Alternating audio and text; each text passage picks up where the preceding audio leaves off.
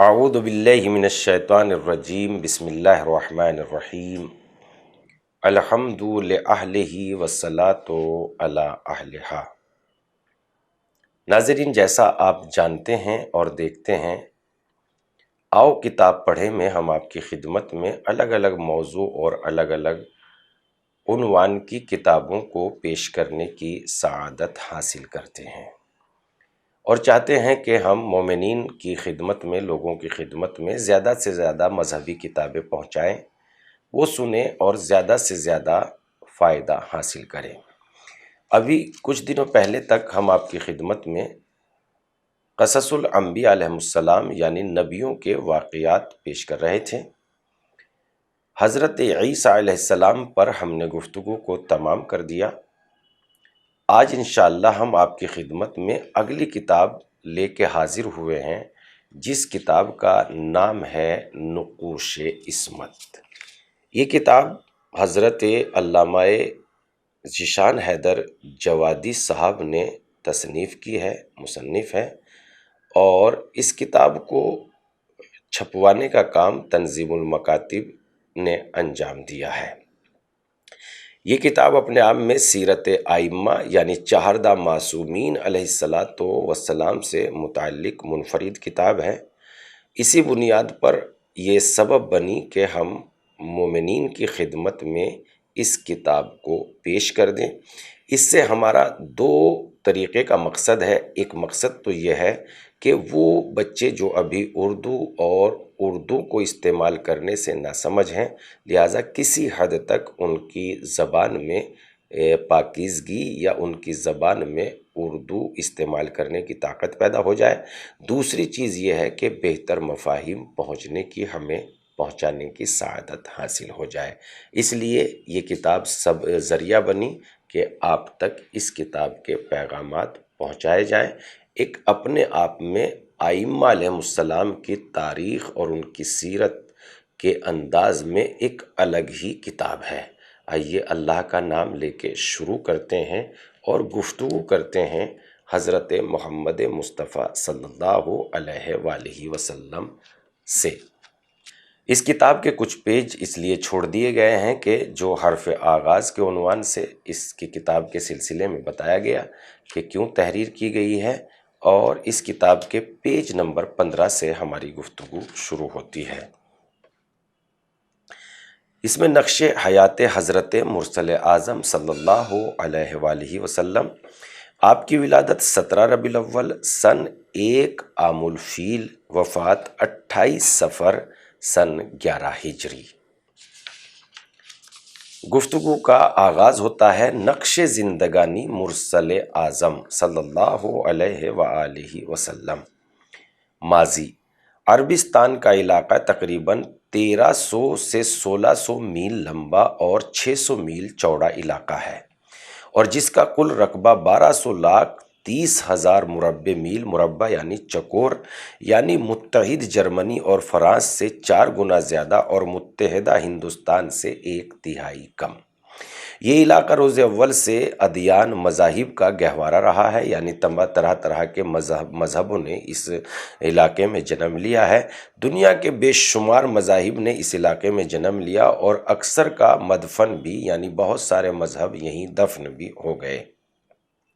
اس علاقے کی نمایاں تاریخ کا دور جناب ابراہیم کے زمانے سے شروع ہوتا ہے، جن کی مختصر تاریخ حیات یہ ہے کہ پروردگار عالم نے اپنی قدرت کاملہ سے انہیں مختلف فضائل و کمالات سے آراستہ کر کے توحید کا علمبردار بنا کر اس علاقے میں خلق فرمایا اور نمرود جیسے باغی و طاغی کے مقابلے میں کھڑا کر دیا۔ جناب ابراہیم نے قولاً و عملاً توحید کی تبلیغ شروع کی اور ایک دن موقع پا کر تمام مجسموں کا صفایا کر دیا، جس کے نتیجے میں انہیں آگ میں ڈال دیا گیا۔ رب کریم نے انہیں آگ میں جلنے سے بچا لیا، بردم و سلامن کے چھینٹے دے کر آگ کر گلزار بنا دیا۔ اس واقعے سے متاثر ہو کر جناب سارہ بنت حاران نے آپ سے عقد کر لیا اور نبوت کی تاریخ میں کمالات کو دیکھ کر پیغام عقد دینے کا سلسلہ شروع ہو گیا۔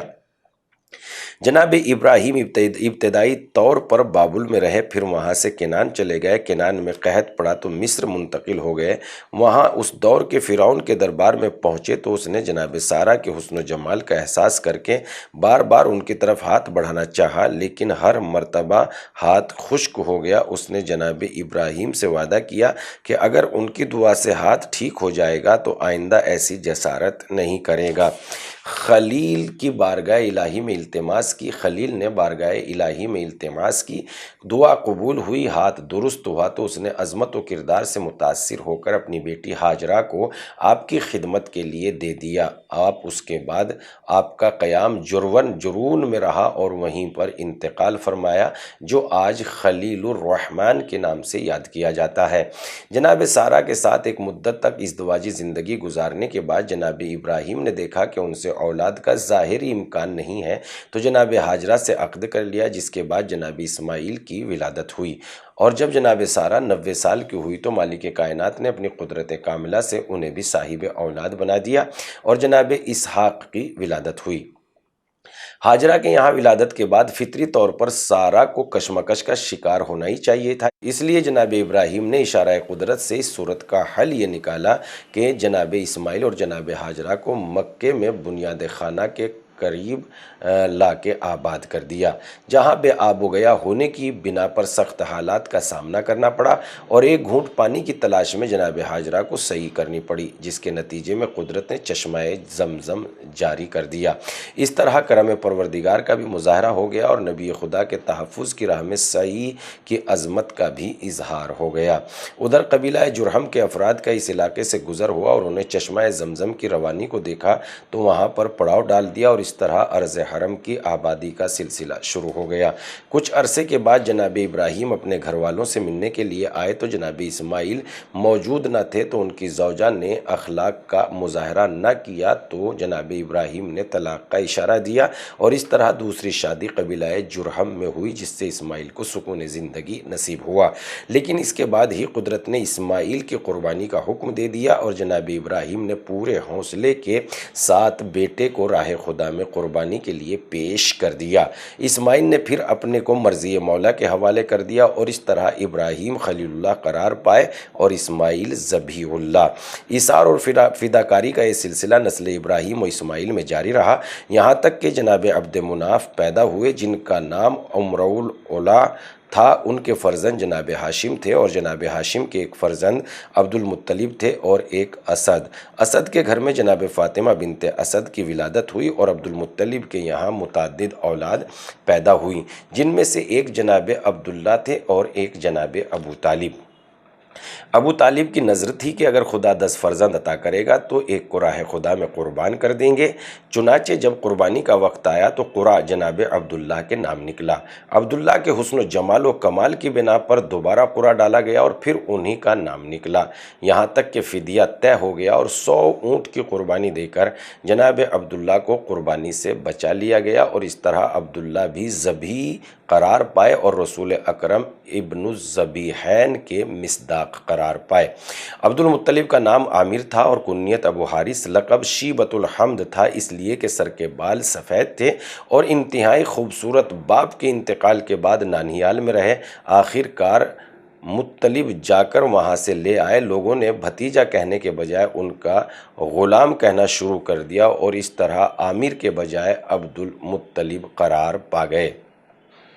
رسول اکرم کے ارشاد کے مطابق جناب عبد المطلب 5 خصوصیات کے حامل تھے۔ انہوں نے سب سے پہلے باپ کی زوجہ سے عقد کو ممنوع قرار دیا، خزانے پر خمس عائد کیا، حاجیوں کی سقایت اور سیرابی کا انتظام شروع کیا، ایک انسان کے بدلے 100 اونٹ کی دیت مقرر کی، طواف کعبہ کے 7 چکر معین کیے اور قدرت نے ان کے اخلاص کی بنیاد پر ان تمام اقدامات کو جزء مذہب بنا دیا اور انہیں فرزند کی قربانی کے ارادے کی بنیاد پر ابراہیم ثانی کے لقب سے نوازا۔ سخاوت کی بنیاد پر عبد المطلب موتم الطیر کے لقب سے مشہور تھے، اور ان کا سب سے بڑا کارنامہ اس حوصلے اور ہمت کا اظہار ہے جو ابرہۃ الاشرم کے مقابلے میں پیش کیا۔ جب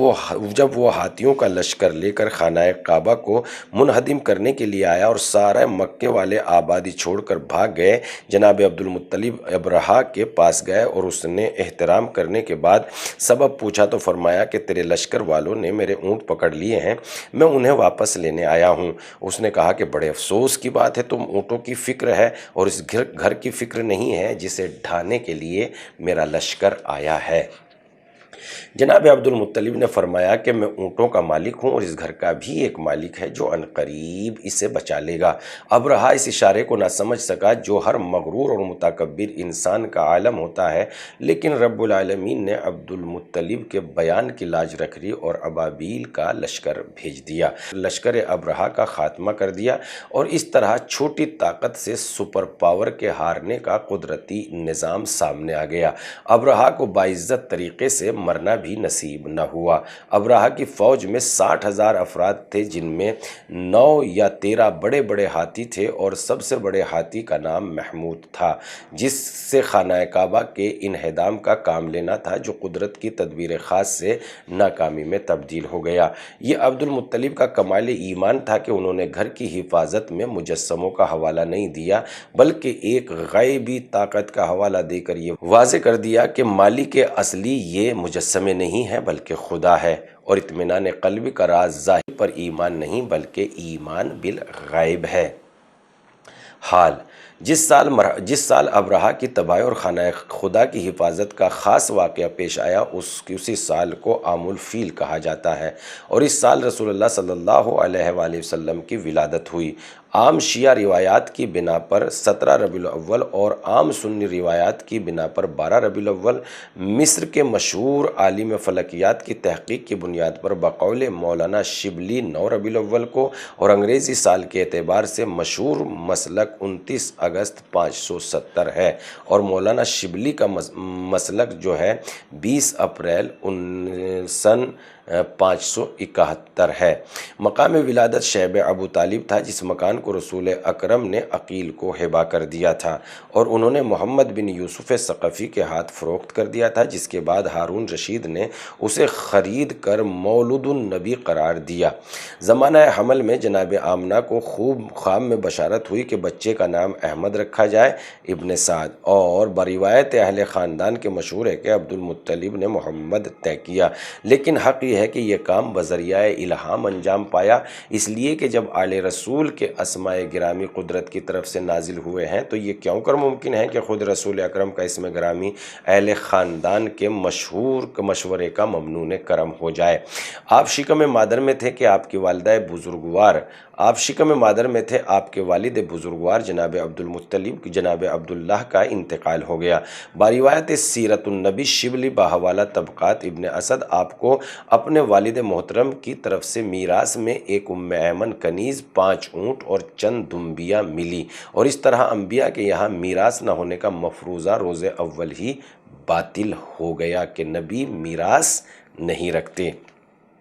شغل زندگانی 10 برس کی عمر سے اپنی اصلاحی صلاحیتوں کے اظہار کے لیے غلہ بانی کا کام شروع کر دیا، اور اس طرح قوم پر واضح کرتے رہے کہ میں جانوروں کی بھی اصلاح کر سکتا ہوں، اور مجھ میں یہ صلاحیت دوسرے افراد سے کہیں زیادہ پائی جاتی ہے۔ آپ کے جانوروں کی چراگاہ مقام ایجاد کے پاس قراریت میں تھی۔ آپ 12 برس کی عمر میں پہلا تجارتی سفر شام کی طرف اپنے چچا جناب عبد المطلب کے ساتھ کرتے ہیں، جہاں چند لمحوں کے لیے بحیرہ راہب کا سامنا ہو گیا، جس نے سر پر ابرہہ کو سایہ فگن دیکھ کر ابو طالب کو نصیحت کی کہ اس بچے کو وطن واپس کر دیں یا اس کی خصوصی نگرانی کریں، یہ ایک مستقبل میں ایک بڑی شان والا ہے، اور یہودیوں کو اس بات کی اطلاع ہو گئی تو اسے زندہ نہ چھوڑیں گے۔ اس ادنیٰ ملاقات کا اثر یہ ہوا کہ عیسائیوں نے بحیرہ کو آپ کا معلم بنا دیا، دیا اور قرآن کے تمام قدیم روایات و معلومات کو اس کی تعلیم کا ممنون کرم دے دیا۔ اس کے بعد آپ نے اپنے تمام چچاؤں کے ساتھ حرب فجار میں حصہ لیا، جس کی بنیاد یہ تھی کہ ماضی کے خون ناحق کا بدلہ لیا جائے، اور اسی انتقام کے جواز کی بنیاد پر آپ نے اس میں شرکت کی منظوری دی تھی، ورنہ اسلام کا مقصد یہی تھا کہ گزشتہ کے تمام معاملات کو کسی نہ کسی طرح ختم کر دیا جائے۔ حرب الفجار ہی کی طرح حلف الفصول کا معاہدہ تھا، جس میں متعدد فضل نامی افراد نے مظلوم کی اعانت کا معاہدہ کیا تھا، اور آپ نے اسی جذبے کے تحت اس میں بھی شرکت فرمائی تھی اور آخر تک اپنے اس عہد پر قائم رہے۔ اس کے بعد کعبے کی تعمیر کا کام شروع ہوا تو مختلف قبائل نے ایک ایک طرف کی دیوار کی تعمیر کا کام لے لیا۔ جب حجر اسود کے نصب کرنے کی باری آئی تو ایک قیامت خیز ہنگامہ کھڑا ہو گیا، اور آخر میں یہ طے پایا کہ جو شخص سب سے پہلے باب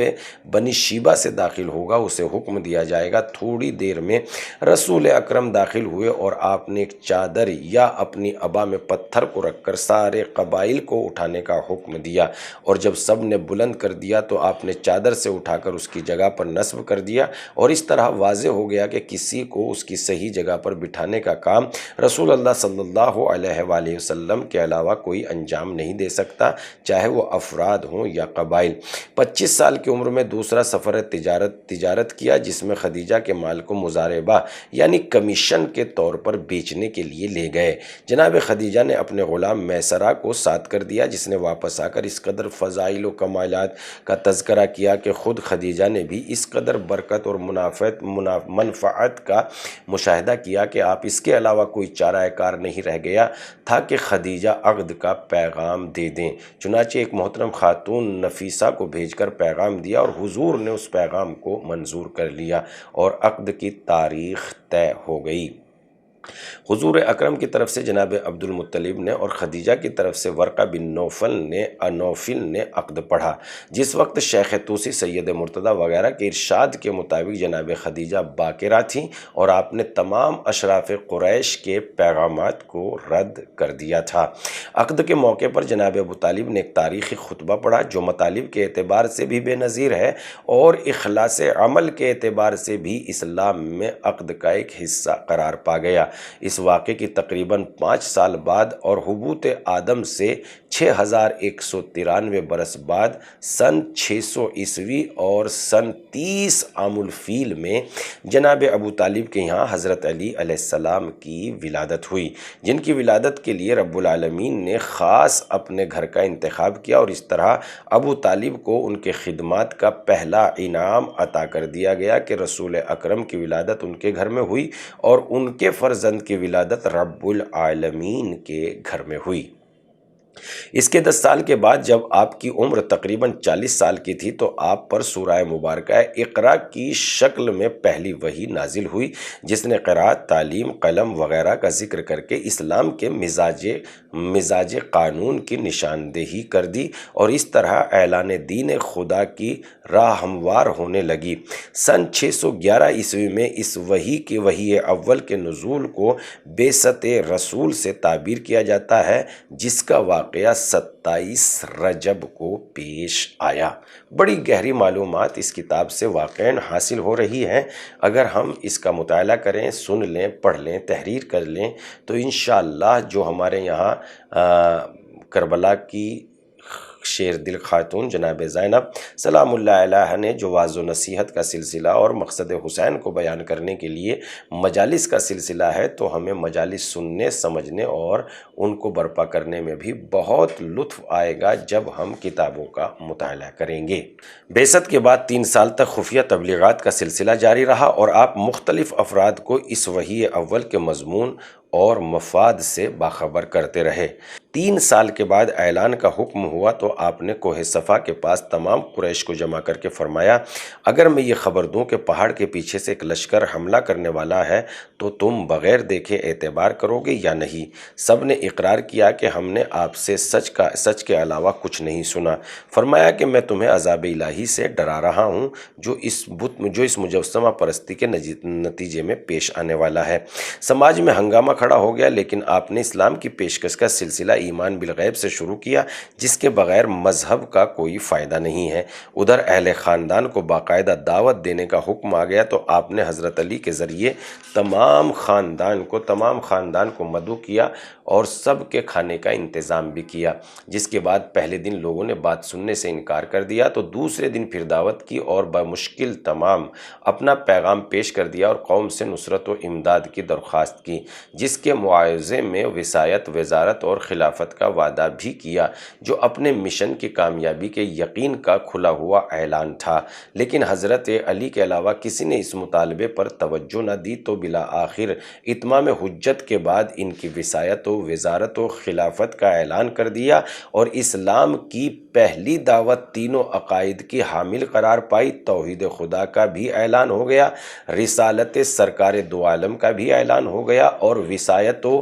وزارت علی کا بھی اعلان ہو گیا۔ اس طریقے سے اسلام کی بنیادی دعوت اور بنیادی پیغام انہی تین چیزوں کے حامل ہے، یعنی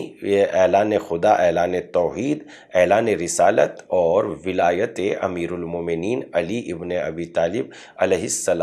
السلام، یعنی اس بات کا خلاصہ دعوت ذوالعشیرہ میں ہی کر دیا گیا تھا، جبکہ لوگوں پر پہلے کئی مرتبہ حجتیں تمام ہو گئی تھی کہ جو بھی اس امر میں میرا ساتھ دے گا وہی میرا وزیر ہوگا، میرا خلیفہ ہوگا، میرا جانشین ہوگا، مگر کسی نے بھی اس بات کی طرف توجہ نہیں دی تو حضرت علی علیہ السلام کی وزارت و وصایت کا اعلان کر دیا گیا۔ اس اعلان عام کے بعد قریش کی طرف سے مخالفتوں کا سلسلہ شروع ہو گیا اور اس سلسلے میں سب سے پہلے حارث بن ابی حالہ کو شہید کیا گیا، جو اعلان رسالت کے چوتھے سال اسلام کے پہلے شہید ہیں۔ حارث کو شہادت کے بعد شہادتوں اور اذیتوں کا سلسلہ شروع ہو گیا، جس میں مرد و عورت، آزاد غلام سب شریک رہے اور کسی ایک کو بھی معاف نہیں کیا گیا۔ مردوں میں جناب یاسر کو بے دردی کے ساتھ شہید کیا گیا، جناب بن الحارث کو انگاروں پر لٹایا گیا، بلال کو گرم ریت پر لٹکایا گیا۔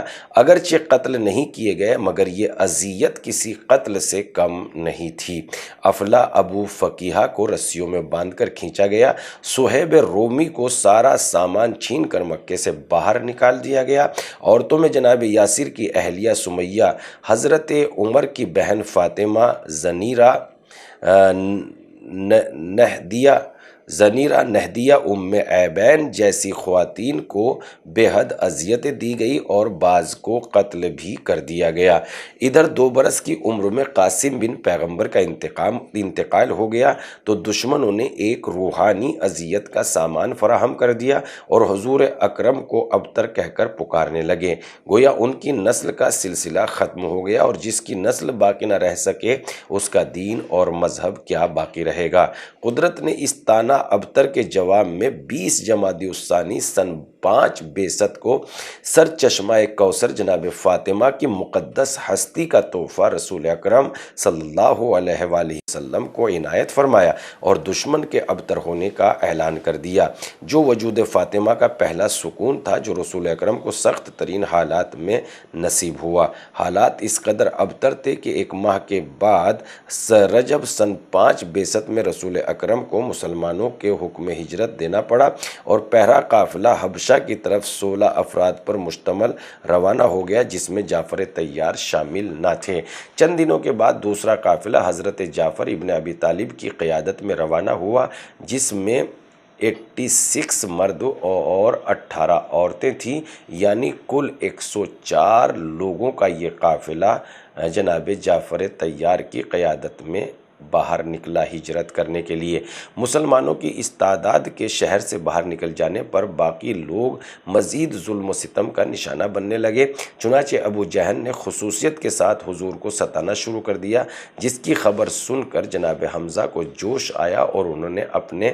اسلام کا اعلان کر دیا، جس کے بعد رسول اکرم کو واقعی ایک قسم کا سکون نصیب ہو گیا اور اسلام ایک بڑے سپاہی اور مجاہد کا مالک بن گیا۔ ادھر قرآن کریم کی بلاغت اور اہل ایمان کے استقلال نے ایک نئی کرامت کا مظاہرہ کیا کہ حضرت عمر بن الخطاب کی بہن نے اسلام کو قبول کر لیا اور انہیں اطلاع ملی تو بہن کے گھر پہنچ گئے اور اپنے امکان بھر مار پیٹ کر دیا اور اپنی یعنی انکار کفر کی طرف واپس لانے کی کوشش کی، لیکن بہن نے انکار کر دیا اور اس کے بعد جب آیات قرآنی کی تلاوت سنی تو خود بھی اسلام کو قبول کر لیا۔ گفتگو ہماری پیج نمبر 25 تک پہنچ چکی ہے اور وقت تمام ہو گیا ہے۔ انشاءاللہ آج گفتگو کا سلسلہ یہیں پر تمام کر دیں گے اور ہم پھر آپ کی خدمت میں حاضر ہوں گے، اور دیکھتے رہیے آؤ کتاب پڑھیں۔ والسلام۔